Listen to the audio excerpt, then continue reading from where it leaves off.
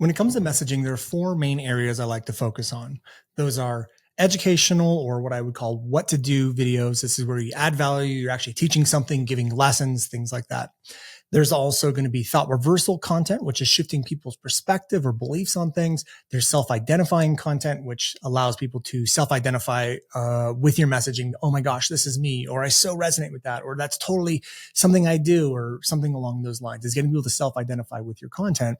But one of the most overlooked parts is connection. And there's nothing better than being able to attract exactly who you want because of who you are. This is what I call authentic connection. And we ran an episode a while ago about what authentic connection actually is, how to do it, how to use it inside of your company. And we wanted to rerun that episode because it was so powerful. So this week, what we're going to do is we're going to rerun the episode we played a while ago on how to build authentic connection, what it is, and how to build it. So if that sounds interesting to you, well, keep on listening. Hi, I'm Brandon Lucero, and you're about to experience the new way to thrive in business, entrepreneurship, and life by leaning into who you are, what you love, and standing up for what you want to create. Get ready, because this is where we go against the grain, say no to outdated society norms, and we say yes to change in order to create a happier, more fulfilled world. Welcome to the New Generation Entrepreneur Podcast.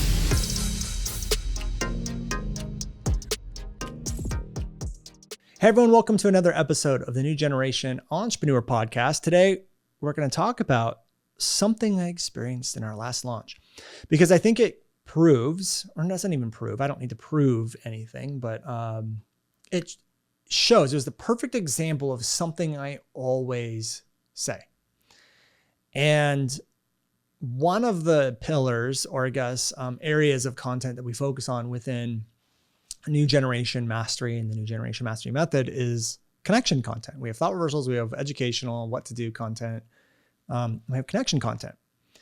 And what I always tell people is that people need to like you in order to buy from you. We all know that, right? We've all heard you need to know, the like, and the trust.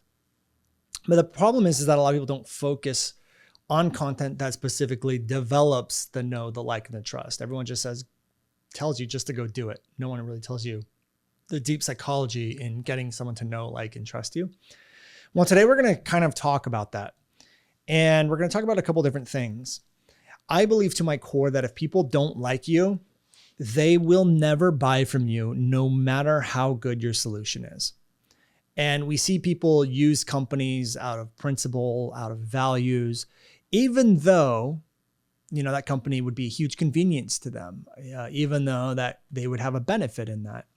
And, I see, like, I'll use Walmart as an example. A lot of people will not shop at Walmart, even if they will save money or have convenience, because Walmart's closer than, say, like a Target or something like that to them. They won't shop there because they don't align with the values of Walmart. They think that Walmart runs out mom and pop shops. They think, whatever they want to think. I don't know. And they won't shop there. So, and again, this isn't for me to debate whether or not you should shop at Walmart, so please don't take it that way. This is to prove the point that people won't buy from a company if they don't like that company. And before we go any further, let me just say one thing. This doesn't mean that you need to adjust who you are to be liked by people. Okay, so we're going to talk about that. In the personal brand business, in the course business, in the service-based business, in the program-based business, someone needs to like you in order to buy from you. But you also have to understand not everyone is going to like you. That's just part of life.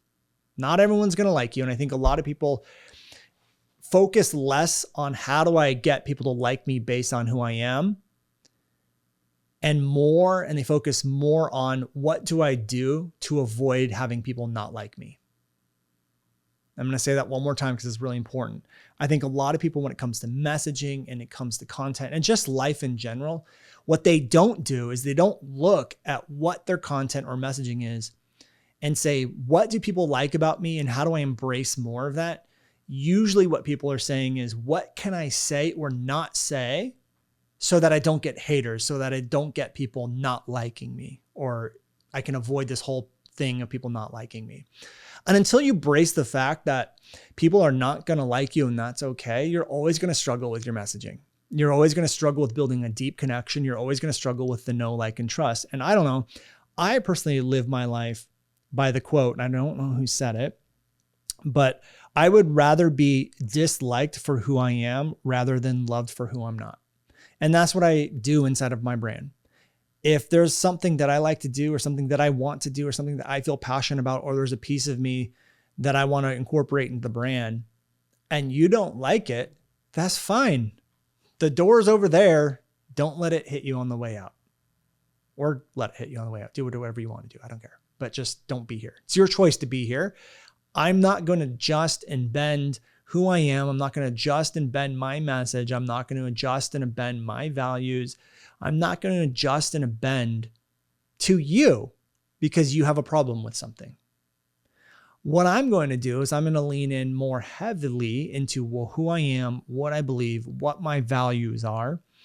And the reason why I want to do that is because I believe the more we do that, the deeper connection and the deeper amount of trust and the deeper amount of rapport we actually start to build with our audience. And it's the true even with our friends. Like, I'm sure you all have multiple friends. I'm sure you have multiple family members or different siblings, but the ones you connect with the most are the ones that you feel safest around. They are the ones that you can be yourself with. They are the ones that you have shared values and beliefs that are, and the more important the beliefs you hold, they also hold. And that forms a deeper connection. And what starts to happen is when you form deeper connections, the chances of those people actually buying from you starts to go up. And this is one of my biggest issues with educational content, is that it's focusing on information. It's not focusing on connection. However, if we are aware that connection needs to happen, we can start to incorporate that in our educational content. We can also do content design purely to create connection. And I'm very intentional with this. I'm very intentional inside of our brand. I'm very intentional with my content. I'm very intentional to release certain things. I'm also very intentional to hold my ground on certain things. So I hold my ground on and boundaries of what our message is, who controls the message, when I will change my message. And this is something we talk about inside of our program as well, is setting boundaries on certain parts of your program so that the external world stops controlling you.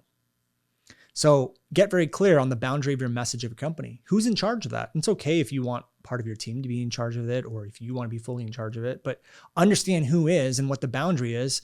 And if you get very clear that there's a boundary inside of your company that you are the one who's in charge of the message, then why would you let some person on the internet cross your boundary and be the one who changes your message because you're afraid of getting called out or them not liking you? Okay. So we have to get people to like us in order for them to buy from us. Now, will it happen that someone will buy from you if they don't like you? Yeah, I'm sure that will happen from time to time, but the majority of the time they will not buy from you. And this actually happened on our last launch in 2 different occasions. And I try not to do it as much on the podcast just because I know that we do have some kids and children who listen to the podcast, but I try not to cuss on the podcast. Every once in a while I do. But on our trainings or calls with our students and stuff like that, and honestly, just in my normal everyday conversation, I will cuss from time to time. Like when I get really passionate about it, I think throwing in an F-bomb or this or that, it just adds more dynamic and it adds more emphasis on certain things. But that's just who I am. From time to time, I cuss. And I do it with our students sometimes. I do it with our coaches, conversations with our friends. That's just who I am. So in our training over the 3-day live experience that we did, I cussed a few times, and not a lot. And I don't know, maybe 2 or 3 times over the course of like 10 hours of worth of training or something like that. So not a ton. And we got an email from someone who said, and I'm just going to paraphrase, said something along the lines of, love the training. I know this is my problem. You guys are really good at what you do, but you cussed multiple times, and they had some belief around cussing. I can't remember what it was. And I just wanted to wish you guys good luck, but I'm out. I'm opting out. I'm unsubscribing, whatever. And I don't share the story to say they're wrong or I'm right, because there is no wrong or right. They didn't want to be around someone that cusses. I get it. Like, that's totally fine. They had enough personal power to recognize that and to go find a different person who can teach them that's more aligned with their values. It's a beautiful thing when you look at it. I maintained my personal power. They maintained their personal power. They probably could have emailed or gone and done that without emailing, but they did. And I'm grateful that they did, because it gives a great story that I can share on the podcast with a great lesson. But the point is the reason why I'm bringing this up is that they said, you're good. You can help me. I have this problem, but they chose to leave because there was a misalignment of values. There was things that they didn't like about me. And even though I could solve a problem they had, they chose to leave. And so this just reiterates that if people don't like you, they won't buy from you. But what I didn't do is adjust who I was. I didn't go and apologize for something that I wasn't sorry for. I just moved forward being who I am, embracing my values, embracing authentically who I am. And we had an amazing launch because there were people that connect with that. And it was very interesting because when the whole cussing thing came up in the launch, I mentioned that to people, that I will cuss from time to time. And that's just who I am.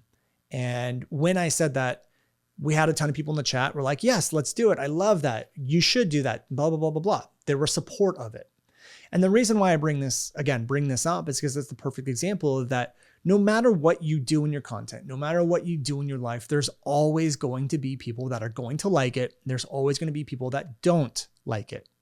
And if you lean into those things that people like, the values, and I'm going to talk about different ways we can do that, you can actually build deeper connection with those people, which will lead to deeper rapport, connection, trust, all that stuff. So the big question is how do we start to lean into that? Where should we lean into to get, people to like us, to deepen the trust and all of that stuff? Number one, I have a couple of ways in which we can do it, is standing for and against very similar things. Okay.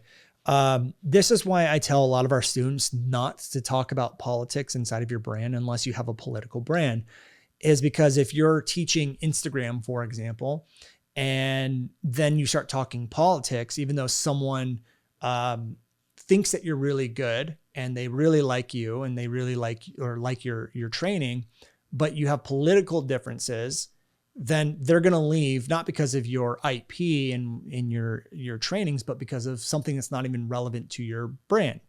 This is also why I tell people to be very careful to follow and promote certain narratives that are popular in the moment, because narratives always change.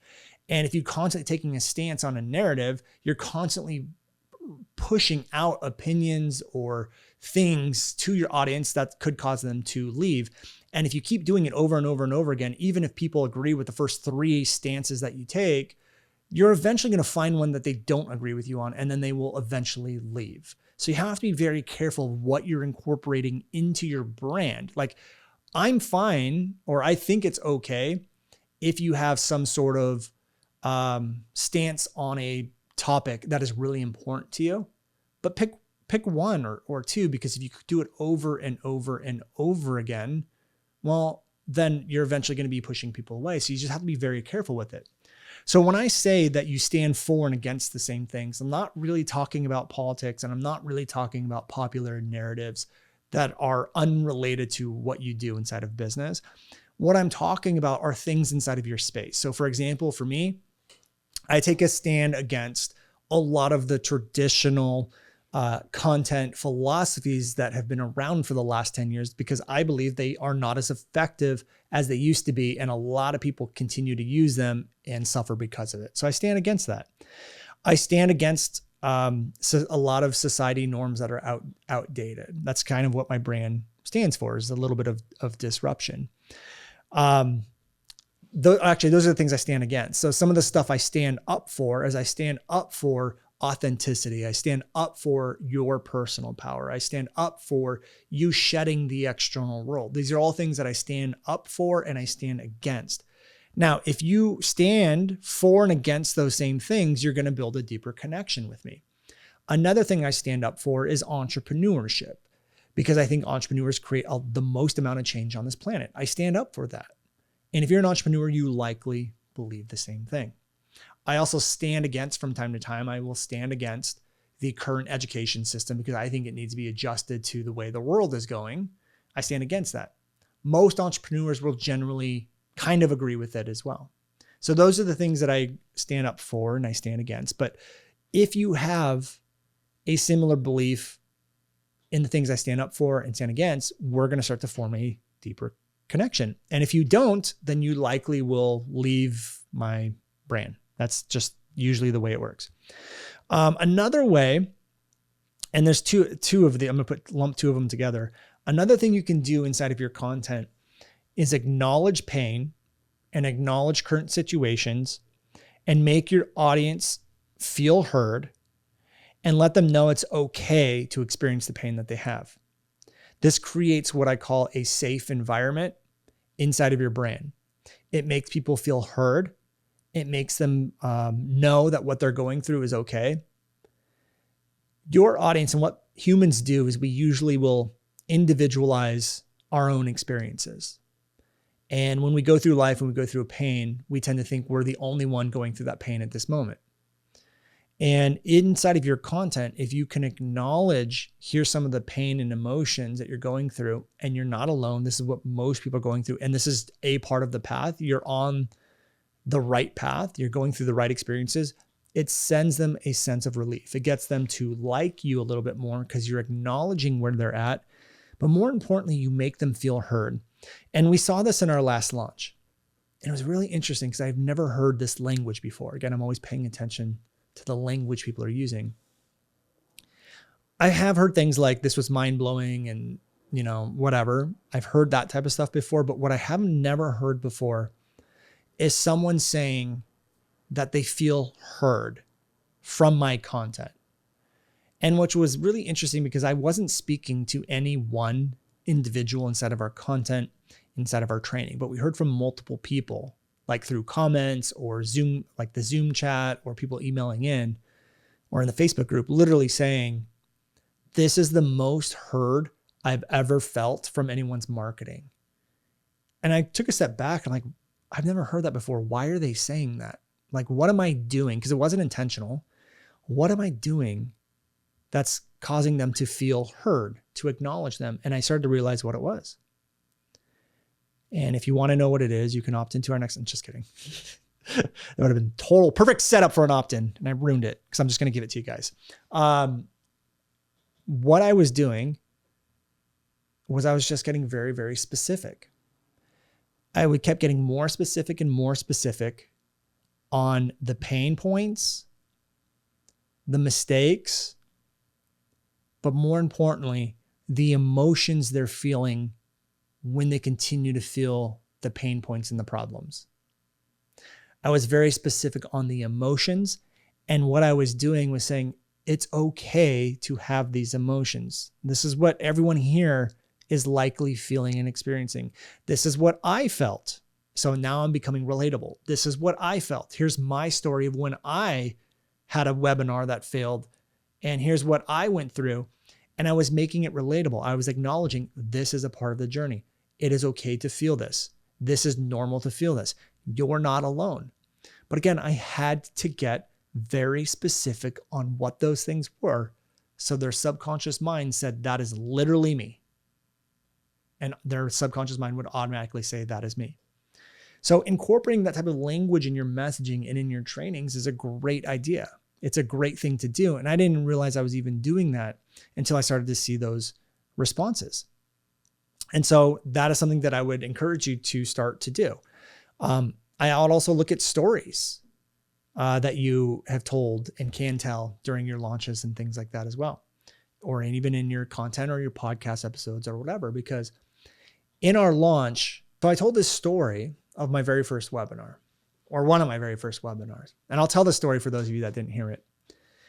It was the moment I thought my life was going to change forever. I had this idea and this goal that I just wanted to hit $10,000 in a month. And I think that's everyone's first goal when you get started is, if I could just make 10K. and 10K a month.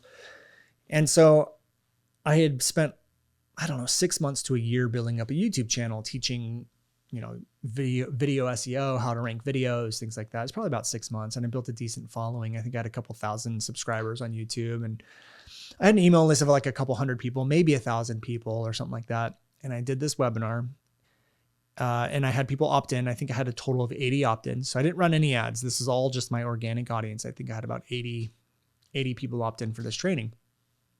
And I was kind of doing the math. I'm like, okay, well, if like half of them will buy, this is again, how naive I was, thinking that I was going to have a 50% conversion rate. Well, half of them buy my product. I don't remember what it was. I think it's $400. So I had 40 people buy at $400. That's $16,000. I think I'm doing my math right. Yeah.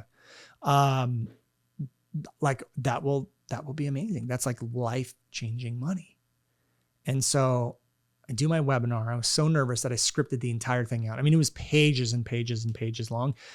Even in the script, I literally had like in brackets, like hit the next slide. So I would basically, when the webinar was going on, I wasn't looking at the chat. I wasn't looking at anything.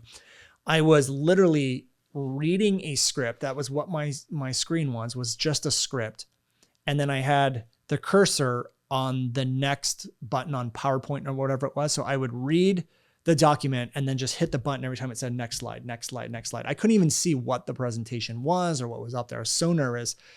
And I remember my wife really wanted to start a family. And so it basically gave me a timeline, because I think I've been working on the business for 2 or 3 years now, not really making any money. And she said, I want to start a family, and I don't want to work, and I want to take some time off and spend with my kids, which means that you need to get this whole thing up and running. And so I was like, this is it. This webinar is it. And guys, I can't tell you how much time, energy, both mentally, emotionally, and physically put into this thing. I remember scripting this thing out. I went to visit my friends, and I would like take breaks when they were like swimming in the pool. And I would just get up there and like script and out this whole webinar. I put so much time and effort into this thing. And I followed the perfect webinar script from a different online guru. And my wife, I told her, like, this is it. Like, this is going to be the day our life changes forever. Like, this is it. And she got up to go to work. She, gave me a hug and a kiss, and just said, good luck. Like, I believe in you. I know you can do it. And she goes to work, and I do the webinar. And I think I had about 40 people show up or something like that, do the webinar. End the webinar, and I go to check my PayPal account. And I was so scared to check my PayPal account, because I was like, this is it. Like, this is going to be the deciding factor. Did you hit your goal or not? Like, did your life change forever or not? And I wanted it to so badly. And I knew that if there were no sales in my inbox, that emotionally it was going to be tough. It was going to be rough. It was, in all ways, it just would have been really hard. So I go open up my email, and there's 0 sales, no sales, not a single sale.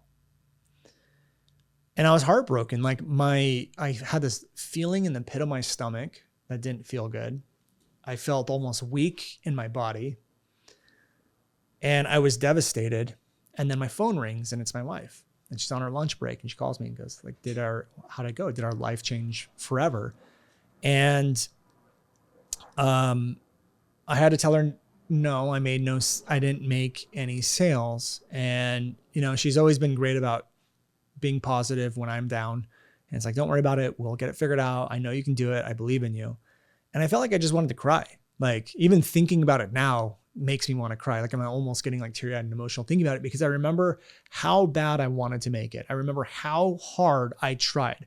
I remember doing everything right. I did everything everyone told me to do. I put out content. I built a following. I added value, so many tutorials. I did everything right. Email list. I followed the framework step by step, and it didn't work. And then a couple hours later, I get an email, and it's like, sale, $400.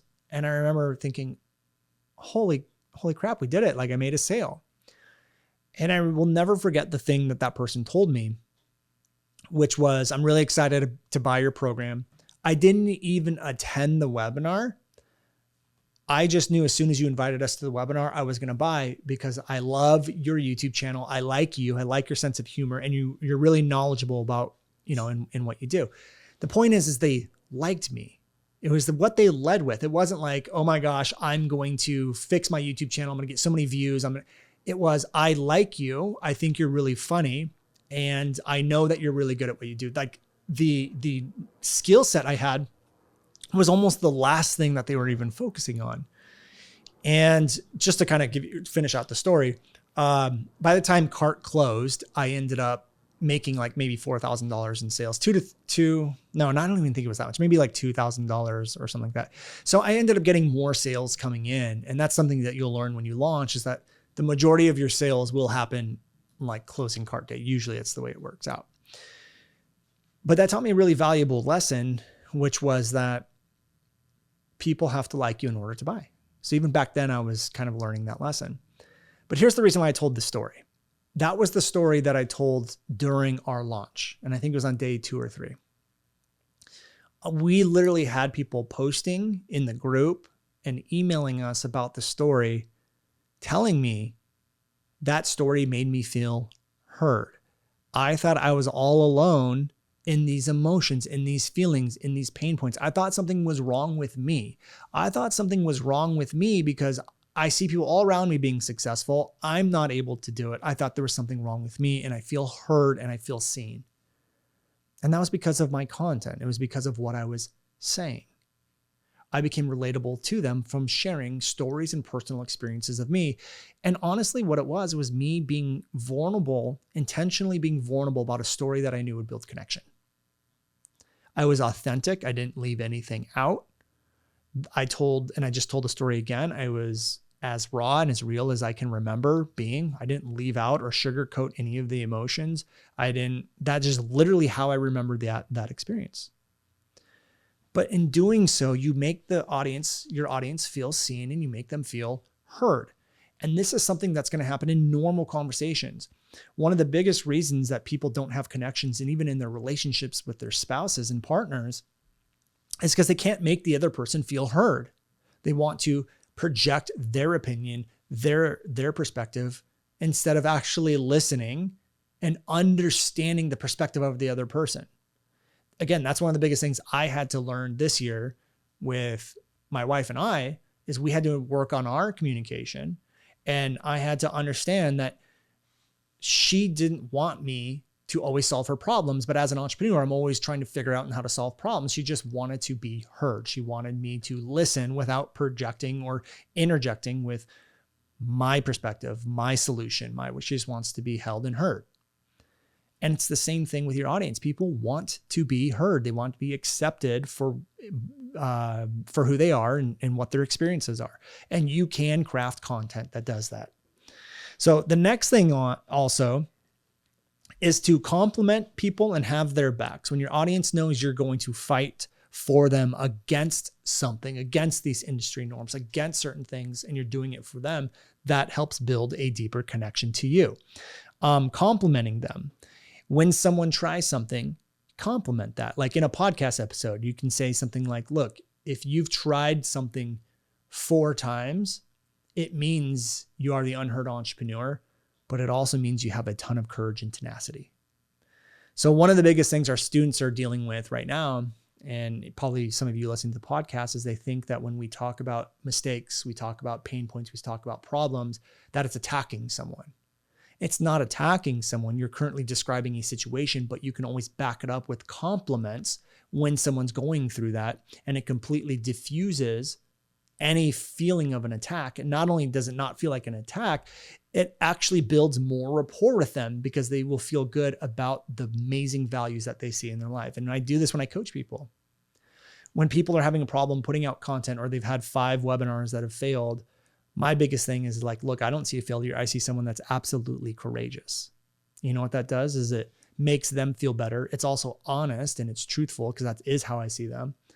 But it also helps build more rapport. They know I have their back. They know this is a safe space. They understand that I see them in a positive light. This all gets people to like you more. And then when we get down to the final ones, these are all things you heard me talk about the podcast already or on the podcast before, if you've been a listener for a while. Values, identities, and beliefs.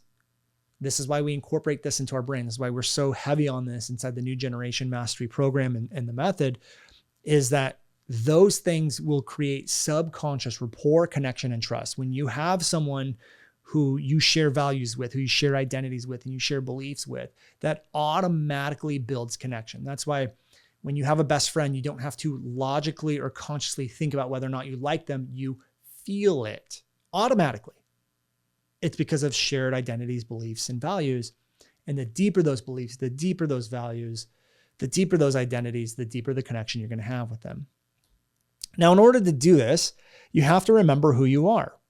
And I believe, to my core, the more you remember who you are, the deeper the connection you get to have with your audience. Again, this is another reason why we focus so heavily inside of our program on remembering who you are. That's why we have meditations, we have exercises to get you to remember who you are. Because the deeper connection, or the more you remember who you are, the deeper the connection you will have with your audience. So to give you guys an example, if I was controlled by the external world, if I let my parents control who I thought I was, and they tell me, Brandon, you're going to be a doctor, you're a doctor, you're a doctor. I heard that my whole life, and I go become a doctor, and I want to put out content for other doctors. But in the back of my mind, I know I want to be a baseball player and I want to teach baseball, but I've been told I'm a doctor, and I start putting out content about a doctor. It's not really who I am. I'm not going to be vulnerable. I'm not going to be emotional about it. My passion's not going to be there. My excitement is not going to be there. I'm not going to be willing to be vulnerable, not willing to be authentic. Therefore, my connection with my audience isn't going to be as strong. However, if I adjusted and moved into baseball and started teaching baseball online and putting content out there, and I was lit up by it every single day, I was passionate about it, I genuinely wanted to connect with more people that I could help, I understood their problems and was willing to talk about the problems and be vulnerable with them, I'm going to build a deeper connection. But that happened because I started to remember who I was. When we remember who we are, we're more in alignment with who we are.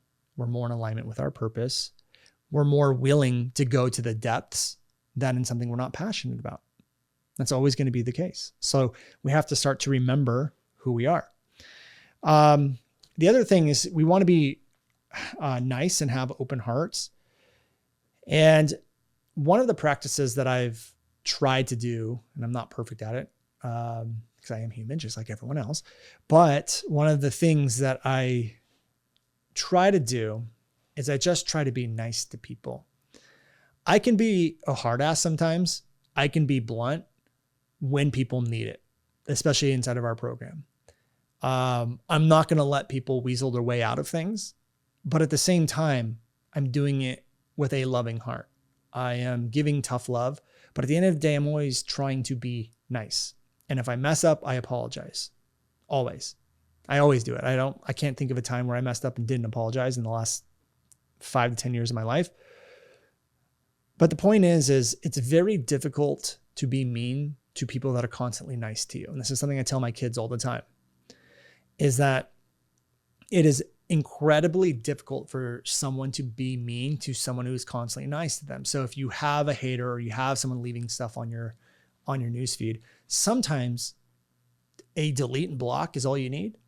But other times, if they're constantly coming back over and over and over again, and you're just constantly being nice to them, you're not giving them what they want. So what you want to do is be nice, because what they don't want, they're not trying to be mean to try to get niceness back from you.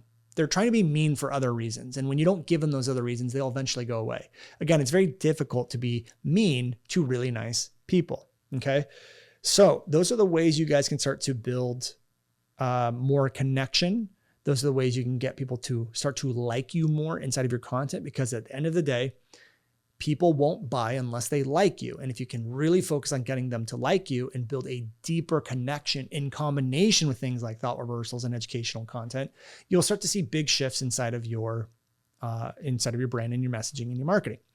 Now, just as a reminder, before we wrap up this episode, some of the things that you don't want to do is you don't want to change or bend who you are in order to be liked. That is an example of not remembering who you are. That's part of the problem, is that we've bent and we've changed who we are our entire life, sometimes not even realizing it, to be accepted by people, to be accepted by parents and friends and society and our colleagues and people inside of our niche. But you need to protect your authenticity. If you can't protect your authenticity, then the connection that you have inside of your brand is going to suffer. So again, protect your authenticity. Instead of bending to be liked, you should be protecting your authenticity. And I wouldn't really worry about people if they like you or don't.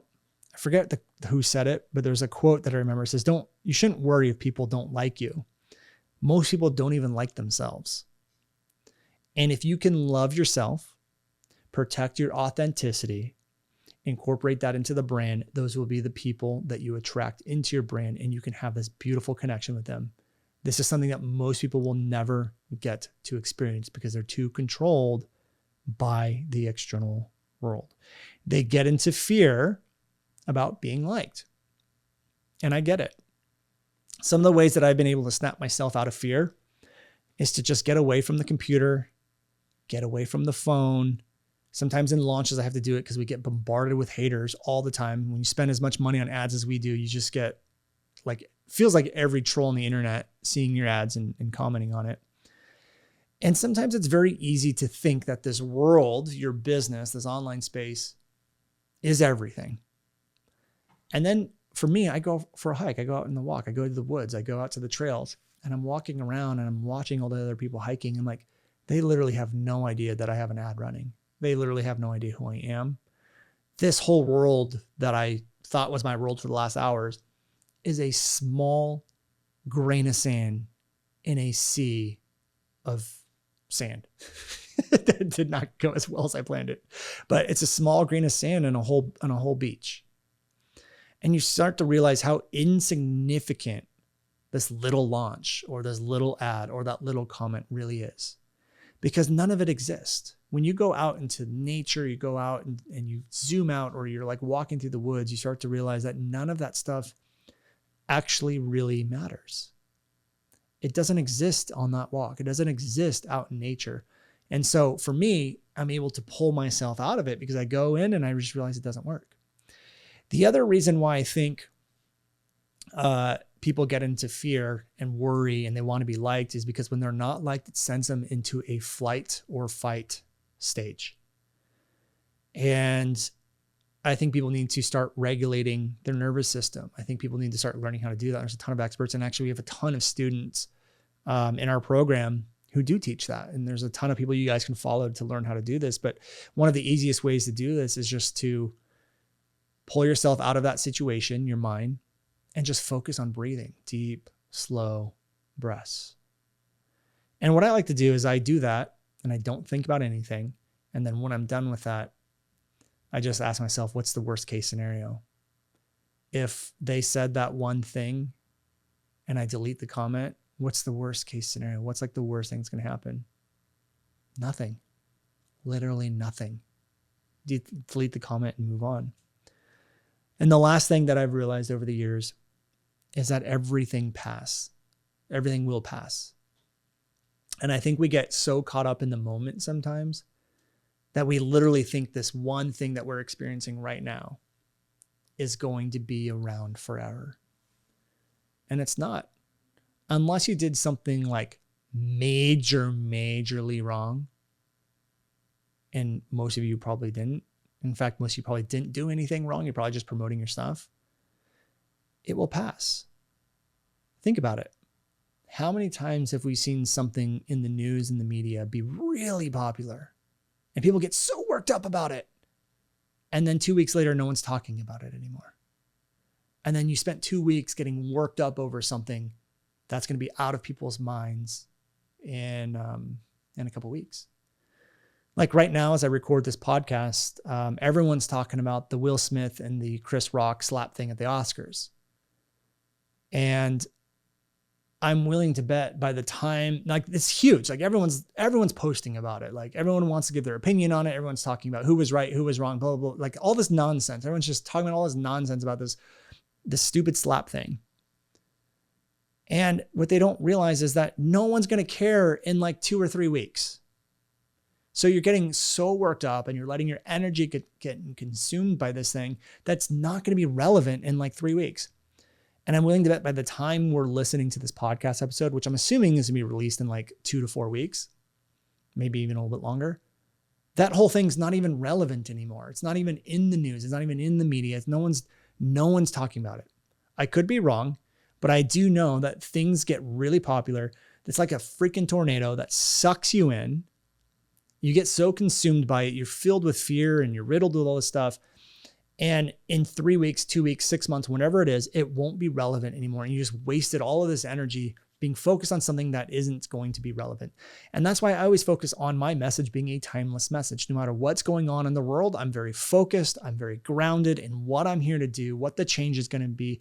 And I'm not easily bent, especially today compared to who I used to be, not easily bent by a lot of these external things. And that includes haters. And that includes what other people think of me. I like me. I like who I am. I am proud of who I am. I am proud of the company I've built. I'm proud of who works for me. I'm proud of who I'm friends with. I'm proud of my program. I'm proud of the impact that I'm making on the world. I love me. And I'm not going to sacrifice that love for myself to make sure this random person on the freaking internet likes me. And the thing you have to realize about haters is that they will leave their comment, they will move on with their day, and if you don't reply to them, they will never think about you again. And if you continue to let them control you and control your message, it will hurt the connection you have with your audience. But you're also letting someone who's not even think about you live rent-free in your head for a long period of time. So those are some of the things that have helped me get past this. Is you have to realize that everything will pass and you have to be very mindful. So if a hater is leaving something, you bombard with haters, it will pass. It will stop at some point. And it's your choice if you want to keep feeding it and letting your energy get consumed in there. Stopping the flight or flight response is great. Breathing, regulating your nervous system, changing and bending to be liked is a no-no. We want to protect that authenticity. And like I said in the beginning of the call, most people focus on what do I do so that I don't get people not liking me versus what can I do to enhance how people like me or enhance how people already like me. So again, it's better to focus on what can I do or what can I release or what can I embrace about myself to get more people to like me or connect based off those things versus what can I do or avoid so I don't get people not liking me. Focus more on getting people to like you than trying to avoid people not liking you. That small shift can change everything inside of your brand. But again, people need to like you in order to buy. The more that likeness or that connection you have, the deeper that goes, the more likely they are to buy. Okay. So if you like this episode, let me know and leave us a review on iTunes, or you can share this episode on Instagram and tag us. I'd be grateful for that. And yeah, that's it for this one, guys. So thank you for listening. I really like this episode. Hopefully you guys did as well. And I hope it changes your life in a positive way. So take care and I'll talk to you guys soon. Peace out. Hey guys, thank you so much for checking out another episode of the New Generation Entrepreneur Podcast. If you enjoyed this episode, go below, hit the subscribe button, and make sure you click on that bell icon and get notified every time we drop a new episode. Now, if you're looking for the show notes, we have them linked underneath this video, as well as our social media handles and some links to free training and offers that we drop from time to time to help you guys even further. So go check this out if you're interested, and thank you so much for tuning in to the New Generation Entrepreneur Podcast.